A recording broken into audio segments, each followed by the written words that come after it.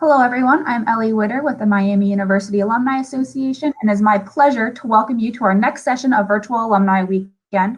Our session today is a spotlight on the Miami Men's Glee Club as they give a State of the Club address.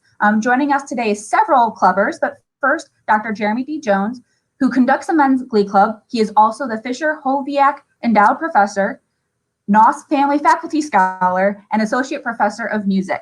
To our viewers, please remember you can submit questions or comments during the live session by clicking Ask a Question just below. But without further ado, I will hand it over to Jeremy to introduce everyone else joining us today. Thank you all.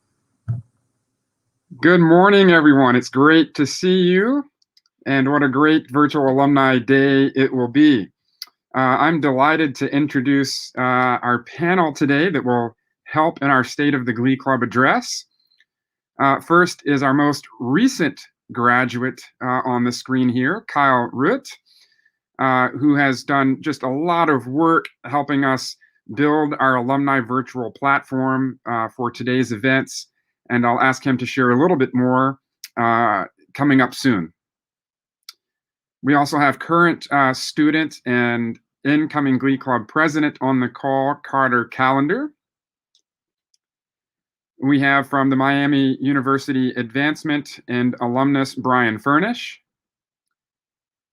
And we have from our Glee Club Advisory Board, Bobby Goldwater, and our chair of the board, Gary Gosshorn.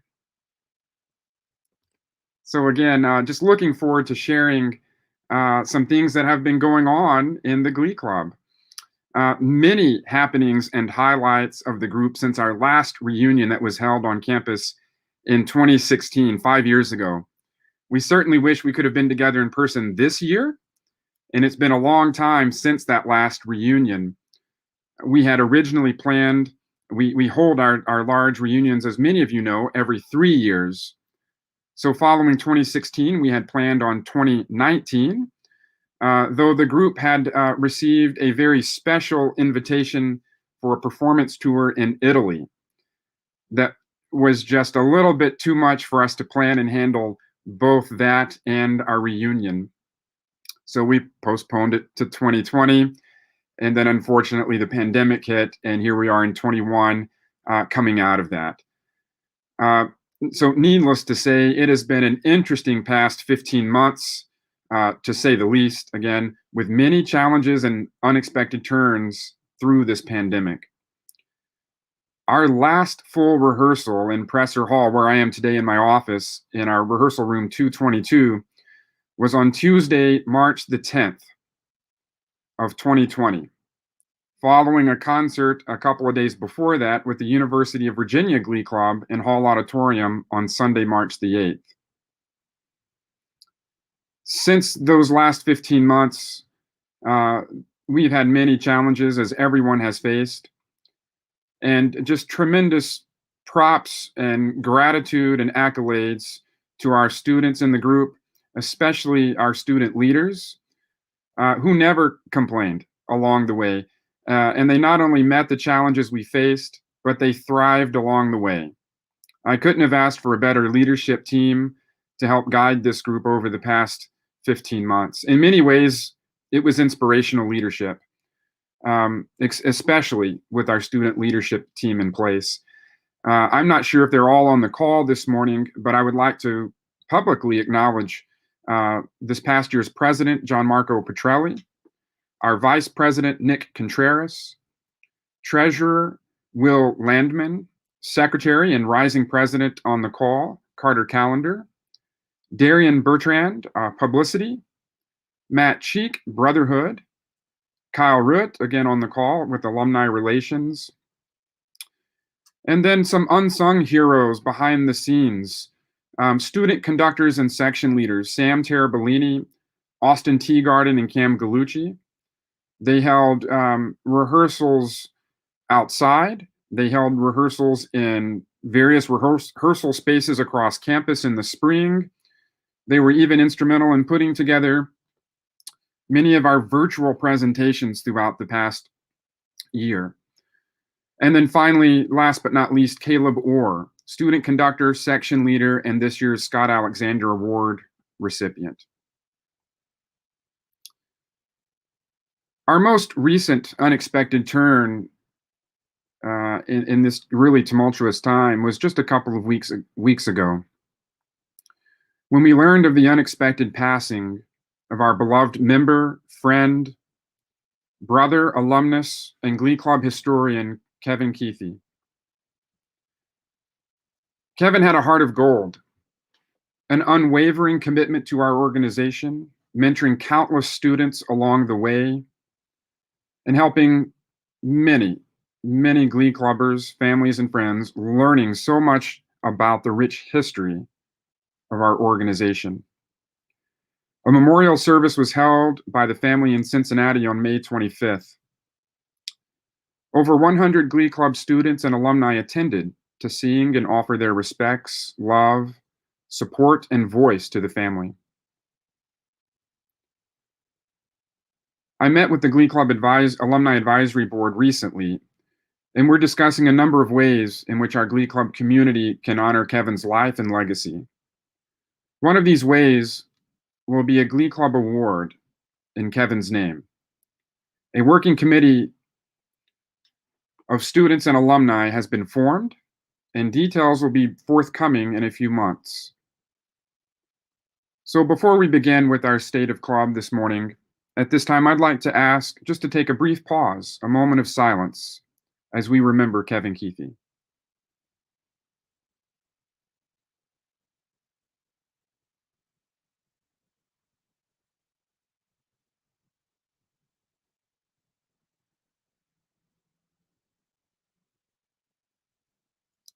Thank you.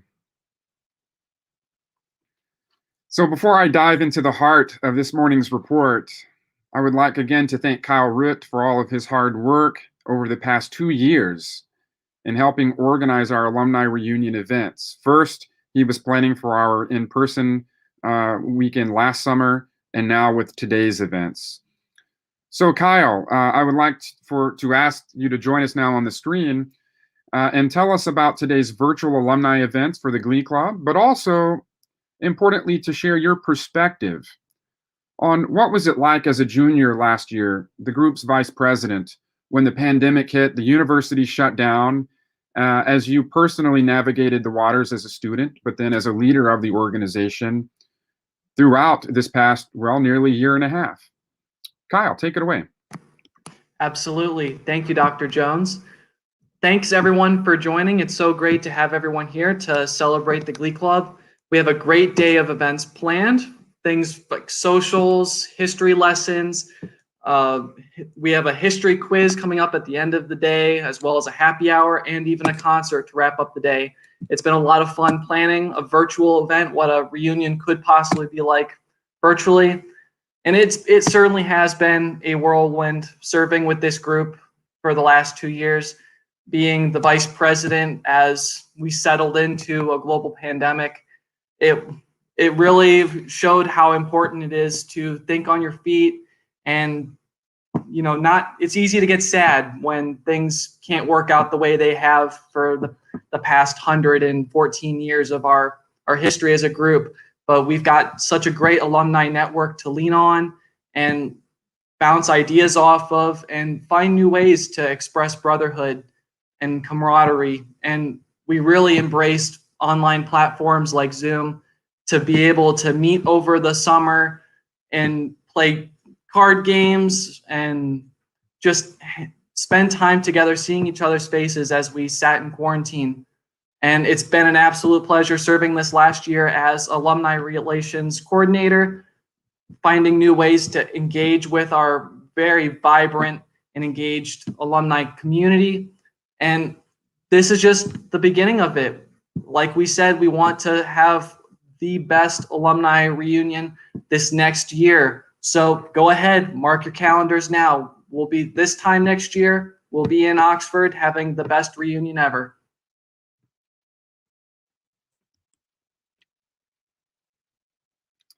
Thank you, Kyle. And indeed, we look forward to seeing so many on campus next year, and thankfully without the cicadas that are currently taking over Oxford.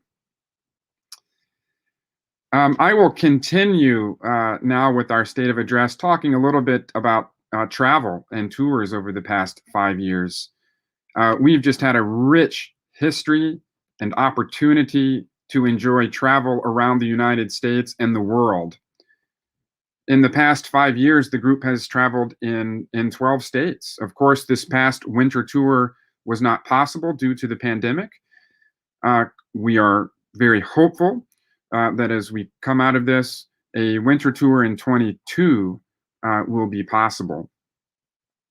So we've traveled through Tennessee, Georgia, Florida, certainly Ohio, Pennsylvania, Virginia. We've performed in DC, North and South Carolina, Kentucky, Indiana, Illinois, and Michigan, here just in the last 5 years.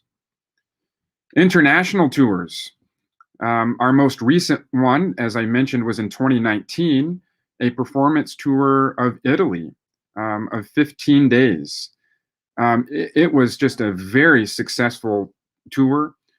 We had 60 students that attended, 60 Glee Club students, along with another about 40 alumni, family, and friends. Many highlights on that tour, one of which included a performance at the Basilica of St. Francis of Assisi with a professional singer who is a monk, Friar Alessandro. Friar Alessandro.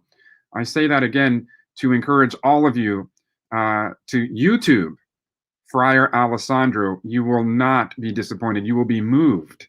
And it was just an amazing, amazing experience.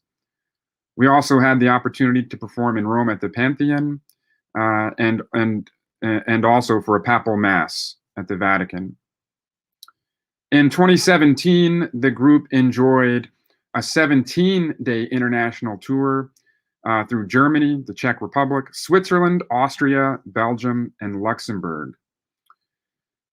Beginning in 2017, we found a new way to collaborate with our partners in the Alumni Association and the Alumni Travel Program.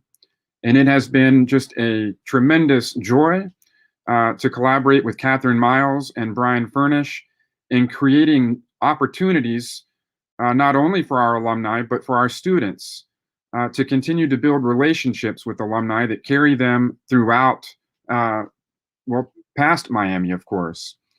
And so at this time, I would like to invite Brian Furnish here on the call to speak a little bit about our alumni shadow tours. Brian attended both the 2017 and 2019 tours, and we hope to return to our international tour offerings very, very soon. So stay tuned for those details.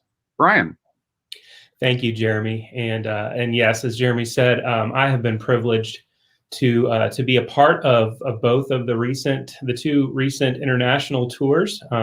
Actually, when Jeremy says we started it in 2017, planning for this endeavor started probably back in 2015 when Catherine Miles and the Alumni Association and Jeremy and I got together to try to figure out if there might be some way to combine the Miami Explorers travel program and the Glee Club international tours. We had no idea if it was going to be successful, and the results have far exceeded anything I think we could have expected. So I believe we've had now over 60 alumni over the two trips, alumni, friends and family, and Glee Club members.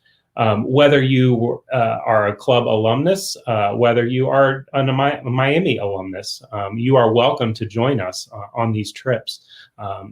As someone who was in club, I was not able to attend an international trip as a student. So really it became a dream fulfilled just for me to be a part of it. But what I have truly, truly enjoyed, and if you talk to anyone who's attended one of these trips, traveling internationally is wonderful. Seeing the Glee Club perform anywhere in the world is an amazing experience. But to combine those two things is truly, truly a memorable experience that you can't get anywhere else. And yes, you can travel to some of these places that we've been on your own, but being able to witness the joy and the brotherhood of song in the midst of a massive crowd outside the Pantheon in Rome, which hopefully today you'll get to see a video of that if you haven't seen it yet. It's a once in a lifetime experience.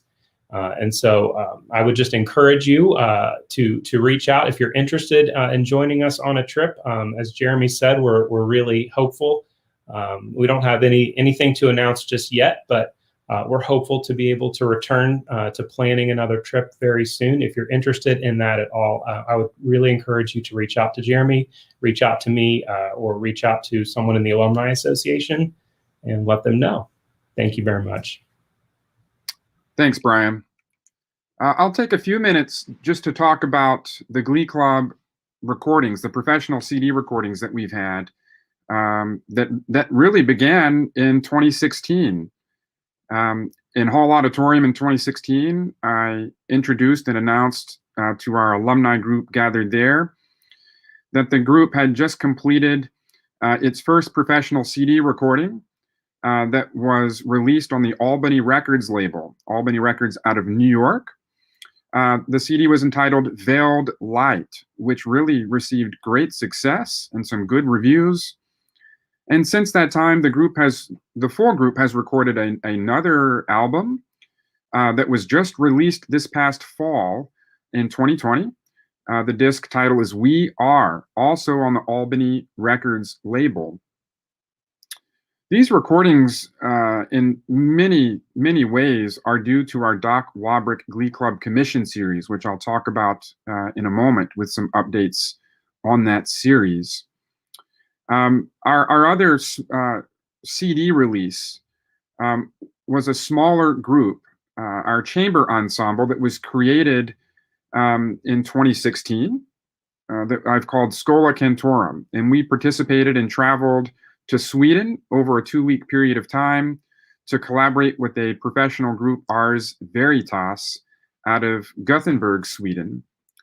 And we rehearsed and performed and recorded a lot of work centered on Gregorian chant.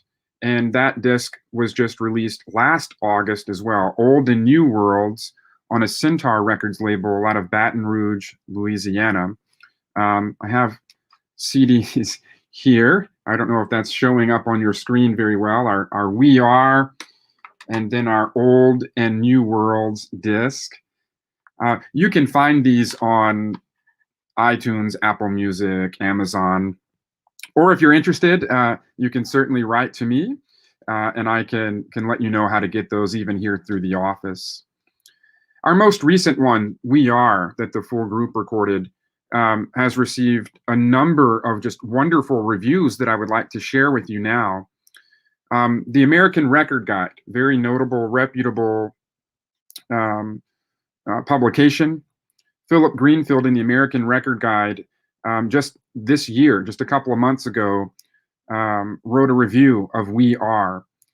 And he started it by saying, David Reynolds sang the praises of Miami University in Ohio, Men's Glee Club, in January of 2017 about our Veiled Light disc.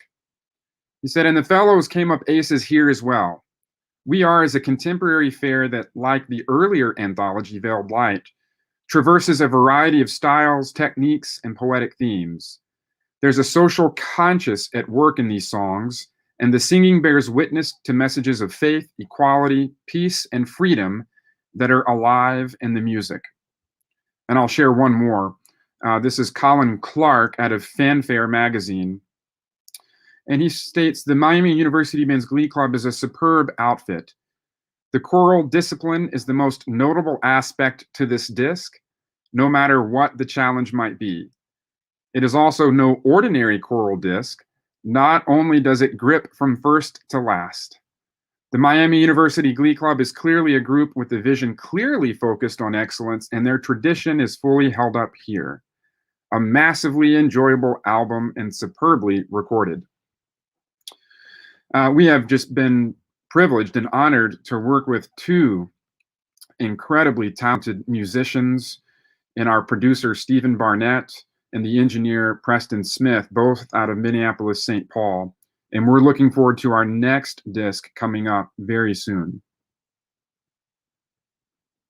So again, I'd encourage you to check these out on Amazon or Apple Music, Spotify, or contact me to learn a little bit more how you could purchase a physical copy of the disc as well. So our Doc Wabrick Commission series that I mentioned, many of our works that we've commissioned in these last 5 years are on our recordings.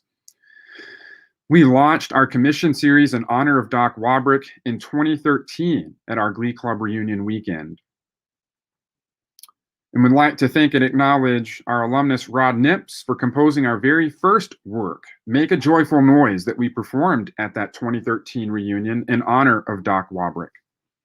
And as I mentioned, many of these recordings are a direct result of our alumni, friends, and family giving to our Doc Wabrick Glee Club commission series. On the We Are album, we have 7 works that were commissioned for our group. On the Old and New Worlds disc, 2 of them are commissions, and 3 on our Veiled Light disc. Since 2013, we have commissioned and already performed 17 works as part of our Doc Wabrick commission series. And another 3 are on the way this coming year, which is just an awesome accomplishment of having 20 commissioned works completed by 2022. So I'll take a time now to move forward to talk about some banner years that the group has had in invited performances at conferences. I'll rewind the clock to 2017, and we had 2 invited conference appearances in 2017. The first one was actually part of our winter tour in January of 2017, where we performed at the Michigan Music Educators Conference held in Grand Rapids. And then in November of 2017, we were invited through a blind peer review to perform at the Ambassadors of Song, which was the inaugural International Male Chorus Symposium that was held at the University of Michigan in Ann Arbor. In 2018, we received an invitation to perform at the American Choral Directors Association Central and North Central Conference that was held in Chicago. The ACDA Central region merged with the North Central region, and this represents the second largest American Choral Directors Association region in the country. This combined division comprised of 10 states that includes Ohio, Indiana, Illinois, Michigan, Iowa, Minnesota, Nebraska, North and South Dakotas, and Wisconsin. At this conference, only 16 choirs that were consisting of middle school, high school, university, community, and professional choirs were selected to perform. We were one of those 16 and only one of 7 collegiate choirs selected, and represented one of 2 male choruses at that conference. And then moving forward to 2019, again, just an exceptional banner year for the group. First, we received an invitation to perform at the National Conference of the American Choral Directors Association that was held in Kansas City in March. The group gave 2 performances at the beautiful Kaufman Performing Arts Center. At this national conference, 28 choirs were selected, again, consisting of middle school, high school, university, college, community, and professional choirs. And of the 28, we were one of 15 collegiate choirs selected, and again, one of 2, along with Baylor University, to represent male choruses. I'll take the time here to share an interesting story. At the first of our 2 performances at the Kaufman Center, they have 2 performance stages. One that's for symphony orchestral works, one that's their kind of opera theatrical stage. The first performance was in the theater space. Again, a large hall, a drier acoustic, and one of our premiered works was in our commission series, Death of the Ball Turret Gunner. that you will, I believe, hear this evening in our virtual pre-recorded concert at 7:30. A lot of percussion. It's kind of a gruesome or graphic text that talks about the Sperry turret gunner and just the horrific scene of combat. And with the percussion and stomps on the risers, it just really creates a lot of ruckus. Well, we were on our way home just after a snowstorm hit Kansas City. And on the charter bus on the way home, we were bringing back a guest conductor from South Africa. And in conversation, he had attended both of our performances, but he noted the first one and he said, you know, a lot of us in the audience, we were pretty worried. And in fact, I started to look around for the nearest exit because we saw all this smoke coming from the stage. And I just didn't understand what he was talking about. And another student said, no, Dr. Jones, who was attending in the audience, another student said, no, yes, the stage, it looked like the stage was on fire, that it was smoking. And it just turned out that with all the percussion and the stomps on the risers, it created the perfect dust storm. And the HVAC system had kicked on and just brought up this billow of dust behind that made it look like the stage was on fire. And after the performance of that work, there's applause, applause, applause. And then you hear the audience just kind of talking and going back and forth. And I couldn't understand why are they talking? We're ready to move to the next piece. They were talking about the stage being on fire. I had a former student who at that time was completing her master's in choral conducting at Temple University. She emailed me about a week later and said that all of her colleagues in the Temple graduate choral conducting department wanted to ask me, how did I make it fire and smoke on stage? And I just said I couldn't give away my secrets. Anyway, a fun story of somehow we made it smoke and fire on stage. Our last professional conference invitation was in November of 2019, certainly just a few months before the pandemic hit.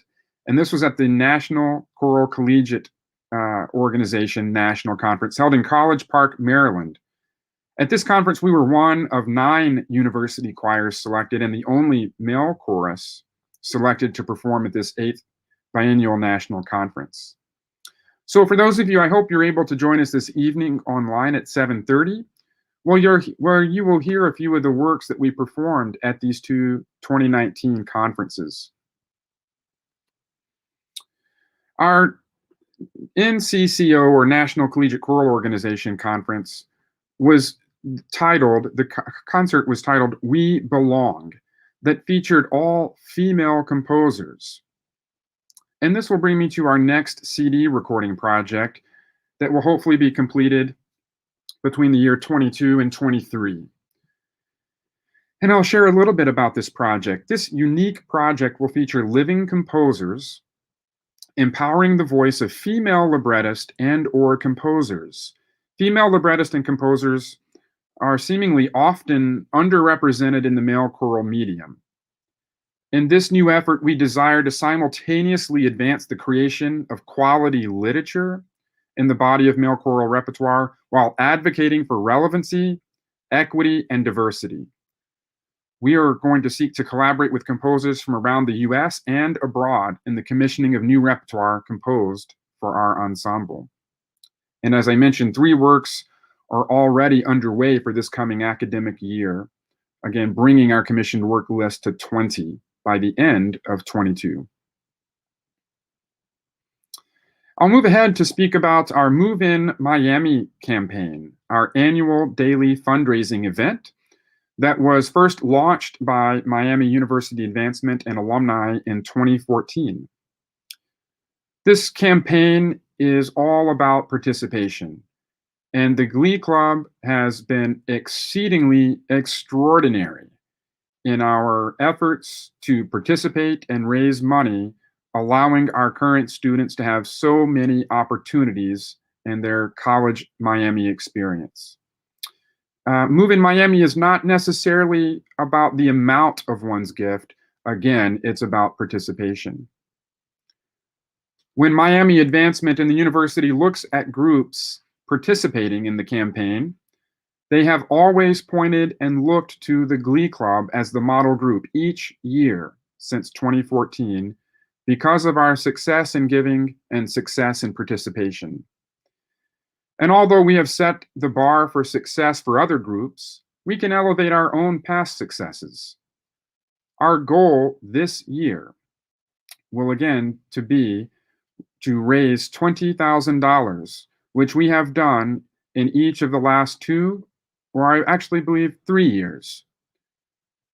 We also have a goal of having 200 individual donors participate in giving to the Glee Club in one of our designated areas of giving. This past year, we created a new initiative of becoming a sustaining donor in the Tradition of Excellence Circle, which is a monthly minimum contribution of $19.07, which is the year of our founding, 1907. And we have a goal of having 20 new sustaining members. We were just one shy of meeting that goal last year. And now the Glee Club in the past year has 19 new sustaining donors, which is just an amazing place for us to begin. I'll reference our mugleeclub.org website, mugleeclub.org website, where you can find a description of all of our funds and areas to give. We also have created with the family of Kevin Keithy, a Kevin Keithy Memorial Glee Club Fund for those of you that wish to make a donation in honor of Kevin. Funds in the Kevin Keithy Memorial will help us with a project that we have had our eye on for a while, and a project that we hope to have completed by next summer at our virtual reunion, which is digitizing all of our historical artifacts. And so again, if you visit our mugleeclub.org website, you can find a description of all of our funds and a link to make those donations.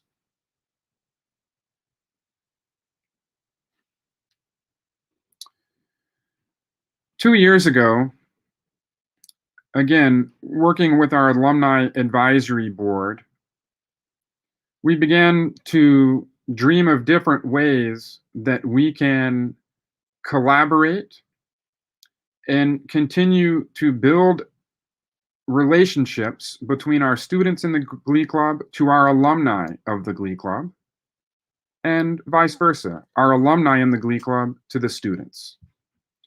And with the help of our Alumni Advisory Board, and especially to our Secretary of the Board, Lee Fisher, we began a new program, a new initiative, the Glee Club Mentorship Program. I'm going to invite our board members, Bobby and Gary, to join us now on the screen so that they can give their perspectives on this new program and initiative that was just created 2 years ago. Bobby and Gary, if you wouldn't mind taking a few minutes to talk about the mentorship program and our Alumni Weekend 22. I'm going to start by saying that thanks to Lee Fisher for the idea, because it really accomplished one of our long-term goals. In 2007, when we celebrated our centennial and put together an alumni board council, one of our biggest goals was to try to figure out ways of creating opportunities for current board or current clubbers to interact with alums and vice versa. And we saw that as a win-win situation if we were able to do that. For our undergraduates that are online, a reminder that this brotherhood is for life, not just for 4 years. For all the alums that every 3 years come back, you know very well that that's true. But you also know when you come back, it's always nice to know the intergenerational, the people over the years. And as you come back to our reunions and you get to know people over the years, it isn't just about your time in campus, but it's also about belonging to a bigger picture of the whole history of the Glee Club. So with Lee's idea of mentorship, it creates a way that we can unite one-on-one, a member with a current member with an alum, for them to interact, communicate, get to know each other. Sometimes we try to make alignments. So if you're in a certain field, we try to align. If you have an interest, aligning it with the same interest of an alum. Sometimes that doesn't work, but just being able to have that connection with both the alum and the current clubbers was our main goal. And I would like to say that over the last 2 years, we've seen many results where that's happened. It's been a rough 2 years because of the pandemic. I know I met with my mentee once before the pandemic, but I also know we've been able to stay connected. How are you doing? Are you going to be on campus? Are you off campus? And so there was still that personal touch that we were able to do through the mentor program. Bobby, I'm going to turn it over to you to make any comments about the mentor program, but you also may want to also include to our alums some opportunities that may be coming up for them to get involved with the Alumni Council. Thanks, Gary. Lee's passion for starting the mentorship program has just gotten so many of us excited about this from an alumni perspective, and it's been great that so many current students over the last couple of years have gravitated toward this. All of us want to share our experiences, both from our years at Miami and also from our careers, in order to be helpful to the current students. So to the current students who are joining us, if you have not signed up, please do. And for any alumni who would like to participate in the mentorship program, get in touch with Lee Fisher, or Jeremy Jones. And we would be delighted to have you involved with this program. It's a really terrific idea that Lee had, and all of us who are involved with it in one way or another really appreciate the opportunity to connect with the students who are currently part of the Men's Glee Club. We also wanted to highlight one more time, you've heard from Jeremy, you've heard from Kyle, exactly this Saturday next year, June 11th. We are going to be together. We are committed to doing this. Our Alumni Reunion Weekend concert. We'll be rehearsing on Friday, June 10th. We will be performing together on Saturday, June 11th at Hall Auditorium. We hope to have the largest gathering of brothers in song ever. And we certainly hope that we'll be a part of it. So if you are an alum of the Glee Club, please come and sing. If you are a fan of the Glee Club and love to be in the audience, circle your calendar, June 11th. Be in Oxford. A lot of us are planning to be there. We hope you will be too.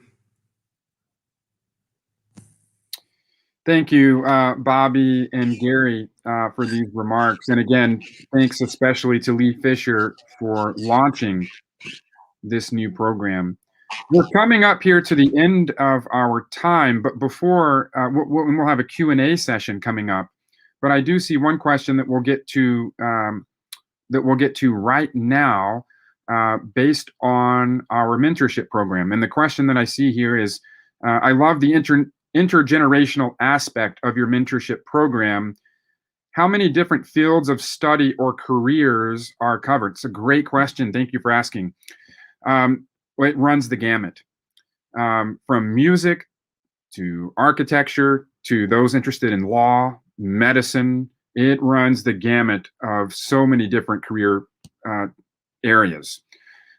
So anyone out there that would like to participate, just let us know. You can, again, find my contact information through the Glee Club website or through the Department of Music website at Miami University. But it does run the gamut. We've had so many students that have benefited from this program to land internships over the summer or for a semester, or again, have landed their first jobs out of Miami. And I know that they are incredibly appreciative of the time of our alumni to spend going over their CVs, their cover letters, and just giving career advice and guidance. It's just been amazing. We'll come up here to our last segment before our open Q&A session.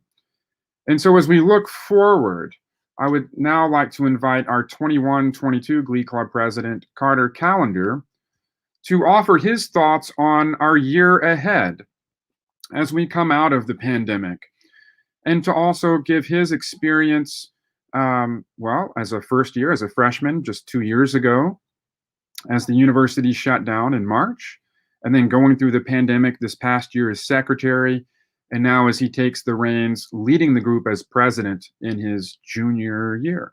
Carter. Absolutely. Thank you so much for that introduction and for being able to speak here. Certainly, we have gone through a phenomenal range of circumstances in my 2 years here, and we are looking forward to what the third year holds, because at this point, no one knows. And so one of the most important aspects is getting ready to handle anything. And that certainly comes with building a strong foundation. That foundation for us is really built on brotherhood. And so I'll reiterate today what I introduced to the club when I was running, and that's the idea of brotherhood and what that brotherhood can mean for us going forward. And so first and foremost, what we're working on right now as an exec board is recruiting that strong new guy class and recruiting a strong class to come in and help us rejuvenate club, so that we certainly do have not only a multitude of perspectives going forward, but a bunch of guys to enjoy it with. And so as we're doing that this summer, we're hoping to move forward to enjoy and redefine what brotherhood means. It's no longer just, this is an event, this is a time, if you want to come, you can come. But really, brotherhood is those personal connections that you have with guys in club, those late nights when you're doing something completely random uptown, probably not aware of where you are, but just enjoying time with your brothers. And so we are especially looking forward to those experiences that we really didn't have the opportunity to have, and we didn't have the opportunity to explore when we were dealing with that COVID pandemic. And so certainly what that experience of being secretary and having a phenomenal exec board this year who experienced that both in and out of working in leadership and club, bringing those experiences forward so that not only do we understand how to deal with extraneous circumstances, but we can take those experiences and really prioritize those personal connections and that brotherhood this year. So really, we are just excited to move into the next year. We're excited to get back together in person, to hopefully hold a rehearsal in Presser 222 to continue after that fateful March day where we had that rehearsal just a few days after that concert with the Virginia Men's Glee Club. And we're ready to make a huge return, to make a big splash. And we are ready to keep moving forward through a few more home concerts and a phenomenal reunion, hopefully a tour, but we really are just excited to get back together, to see each other again, and really enjoy at the basis what club's about, and that of course is brotherhood. Thank you, Carter. And I'll ask you to stay on the screen here as we pivot to our Q&A session, and we have several questions coming in. And again, I just want to thank the panel for joining so that they can offer their insights and stories through today's time. The question that I'll start with here, and I'll ask Carter to kind of take the lead. Earlier this year, I saw a video from Glee Club about the origins of love and honor. How did you find out about this amazing history? And I'll give a quick introduction and then ask Carter to kind of take it a little bit further. I was speaking with board member Bobby Goldwater sometime last year, and everyone knows our fight song, "Love and Honor," is where it starts. Love and honor. And I was mentioning to Bobby that I just didn't know that everyone really understood in the Miami community the history and the depth of that statement and where it really began, because everyone knows the love and honor mantra at Miami. And Bobby shared with me and then the advisory committee the idea of creating a love and honor day that our advisory board fully endorsed and our Glee Club student leadership team endorsed. So Carter, can you give a little bit of insight and perspective to this question of, again, seeing the love and honor video, how did we find out about this amazing history? Certainly, yeah. As you know, most of you probably know, history is a huge part of the Miami Men's Glee Club. It is at the center of almost everything that we do, and we certainly do try and pay our respects to our history as much as we can. And so, finding out about this history really comes from a few different sources. One was, of course, Kevin Keithy, who always held as much information as he could about club.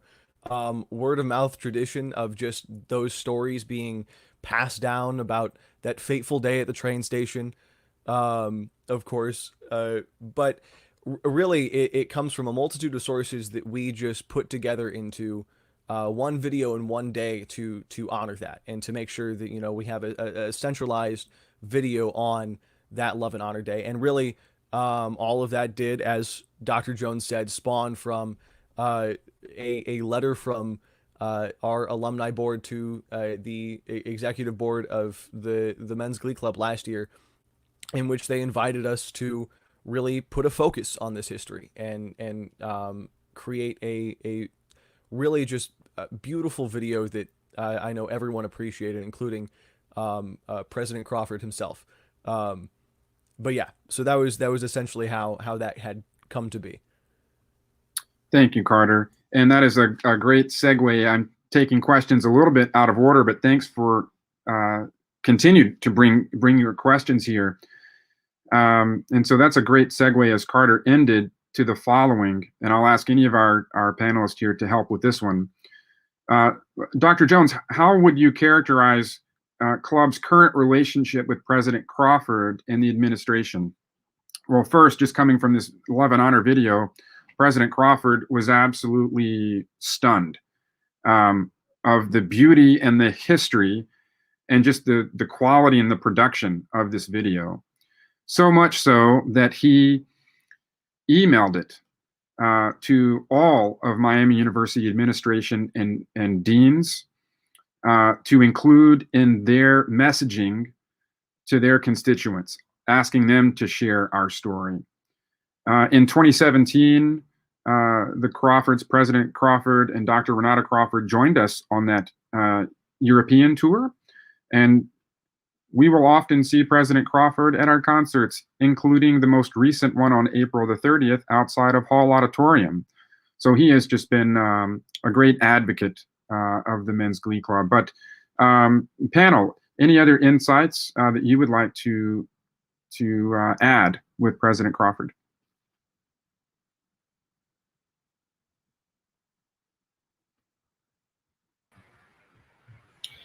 I would also add that the Crawford's dogs joined us on the lawn for the concert. That's right. But yes, I was going to bring up they're joining us on the European tour in 2017, and I'll still run into President and Dr. Crawford on campus, and they'll remind me of something that happened in Luxembourg on that trip. And so they're really. Club has been very fortunate to have the support of Miami presidents. I remember as a student seeing Dr. Phil and Martha Shriver sitting at every concert I performed in as a student, and then Dr. Garland and Dr. Hodge were also tremendous supporters of Club, and Dr. Crawford has just picked right up really from an early stage. In fact, we involved them in our Move in Miami Day campaign. It was really introducing the Crawfords to the Miami family, and we taught them the fight song as part of that day. And really, from that day forward, they've been the biggest fans of Club on campus. Absolutely. Thank you, guys. And again, a good segue to this question. How is the Glee Club impacted by Move In Miami? Is it scholarships or helping with your tours? And I can ask anyone again to help provide some perspective here. The answer is yes to all of those. The Move in Miami campaign, without the help of our alumni friends and family, our students would just not be able to have the experience that they have. Our New Guy Fund is specifically designed to help every person interested who is accepted through audition to the Glee Club join and stay in the group when money and financial obstacles may face that student and their family. And so the New Guy Fund has helped students with tuxedos. You know, our tuxedo cost is about $225 per tuxedo. And students have financial constraints, and that has allowed students to stay in the group when financial obstacles are in their way. We remove those, and that's helped new guys attend tours. It's really reduced their cost. It's also provided opportunities for new guy brotherhood events as well.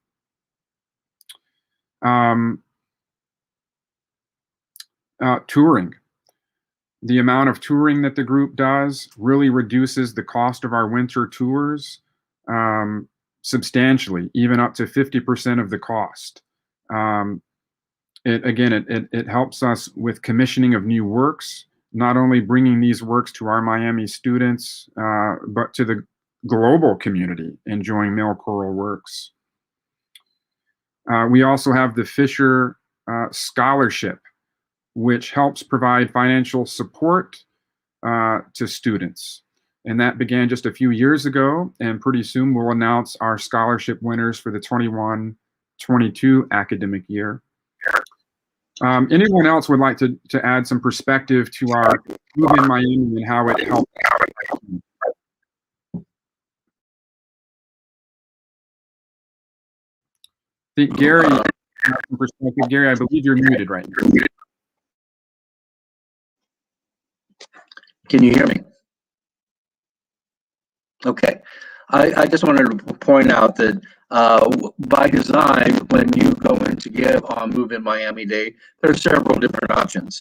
And the goal there is that pick your passion, pick the one that maybe when you were in the club, you had problems with getting gear. Maybe you had scholarship issues. So, you know, pick the one that comes closest to your heart, so it becomes a little bit of a payback to the club from the experience that you had when you were in the club.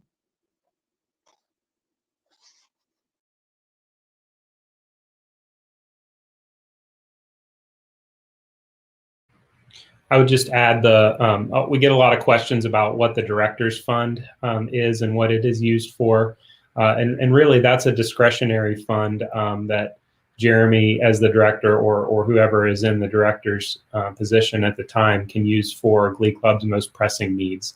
And so often Jeremy will use that to help defray the cost of travel domestically, internationally, to conferences, and also various costs associated with the CD recording projects. Yeah, definitely. And there's one final question with our Move in Miami campaign. And this question says, regarding the Move In Drive coming up and the various MU Glee Club funds available to contribute to, is any one fund doing better or worse than the others? No, I would say they are all doing extraordinarily well. And in that giving link that you would find through our mugleeclub.org website for our Move in Miami campaigns, you'll see the bar line showing where our goals are and then how we're moving along to make those goals. No, they're all doing just extraordinarily well. And again, allowing our students to just experience so many opportunities. You know, and I would say for the national tours, just one, again, quick example. The national tours, most recently in 2019 to College Park, Maryland, and to Kansas City, Missouri. Those were 3-day tours that ran $15,000 to $25,000 each between hotels and meals, busing, concert programs, and the students didn't have to pay a dime, other than maybe a fast food meal along the way. We covered their dinners, we covered their hotels, we covered their busing, and that's not the case.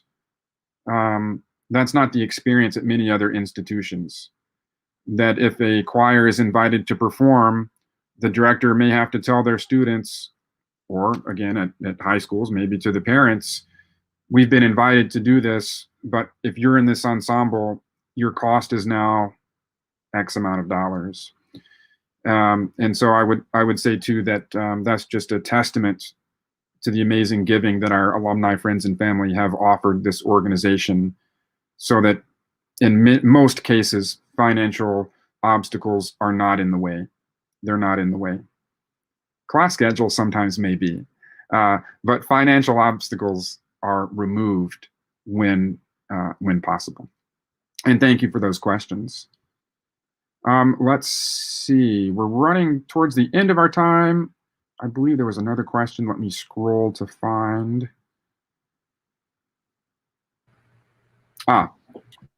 As an alum who traveled with the Glee Club in Italy, have you kept in touch with Friar Alessandro? And are there any plans to collaborate with him again? Yes and yes. I am hopeful that at some point in the future, the Glee Club may find itself in Italy again, where we can perform with Friar Alessandro. I hope that can be the case down the road. But Friar Alessandro is also very keen on the idea, when it is possible, for him to travel to the United States and for us to host him here in Oxford with maybe a series of concerts, maybe ranging from Dayton and down into Cincinnati, Covington area as well. And we would hope to perform along with him, as we did in Assisi, especially with the Franz Bibel Ave Maria, and also a commissioned work, Prayer of St. Francis, that featured Friar Alessandro. So we indeed look forward to more collaborations with Friar Alessandro. Great, thank you so much. It looks like we are out of time, but thank you, gentlemen, for joining us so much today. Our next session for Alumni Weekend is a spotlight on the Center for Student Diversity and Inclusion. It is at noon, so in just a couple minutes. So please remember the unique URLs are for each session. You can refer to your viewing link email that was sent 24 hours in advance, as well as 2 hours in advance. I also want to make note that the Glee Club will be offering a wonderful concert this evening that I actually have seen, so I know it's wonderful. You won't want to miss it this evening at 7:30. So I hope you all tune into that. And on behalf of the entire Miami University Alumni Association, thank you for joining us, gentlemen, and love and honor. Thanks, everyone.